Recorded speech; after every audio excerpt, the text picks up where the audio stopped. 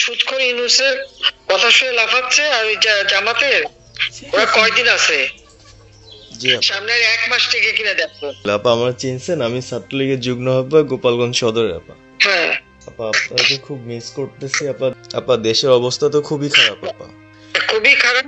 সবার উপরে শুরু করছে এখন খুব খারাপ আপা। আর ওই যে আজকে গতকালকে রাতে তো আপনার পার্টি অফিস থেকে 6 জনকে গ্রেপ্তার করছে, মানে গোপালগঞ্জের পার্টি অফিস থেকে। আপা আপনি নিউজ জানেন কিনা আপা?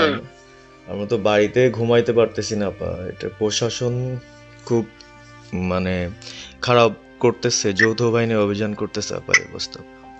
হ্যাঁ, ওখানে তো একজন শিবির আর একজন হলো ছাত্র দল, তাদেরকে বসাইছে এখন গোপালগঞ্জে। জি আপা, এটা আসলে গোপালগঞ্জে এখন আপা আমার আসলে আপনার সাথে অনেকদিন ধরে কথা বলার ইচ্ছা ছিল, বাট আপনি ধরছেন, অনেক ধন্যবাদ আপা।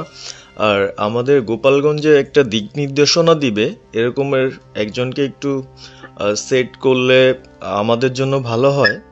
আর দ্বিতীয়ত তাহলে সারা বাংলাদেশের নেতাকর্মীরা হয়তো বা নামতে পারতো।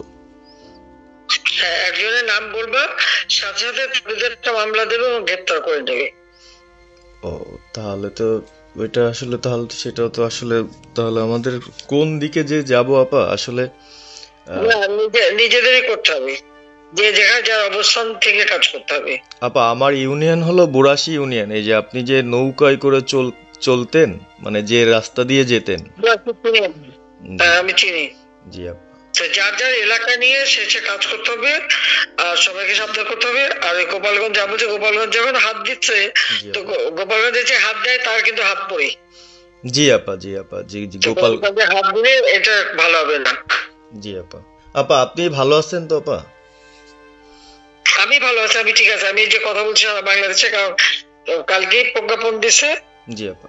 এনএসআই, র্যাব, ডিজিএফআই সবাইকে রিপোর্ট, আইজিপি কে ডেকে ইউনূস বলে দিছে, মানে আওয়ামী লীগের সাবেক এমপি, বর্তমান এমপি, ভবিষ্যতে এমপি হতে পারে, জি আপা, তারা তাদের আত্মীয় স্বজন, আত্মীয় স্বজন, প্লাস যারা কাউন্সিলর, মেম্বার, তারপরে মেয়র, যে যেখানে আছে, এবং তাদের আত্মীয় স্বজন সবাইকে অ্যারেস্ট করতে বলছে। তোমরা কত করবে সেটাই তো কথা। হ্যাঁ আপা।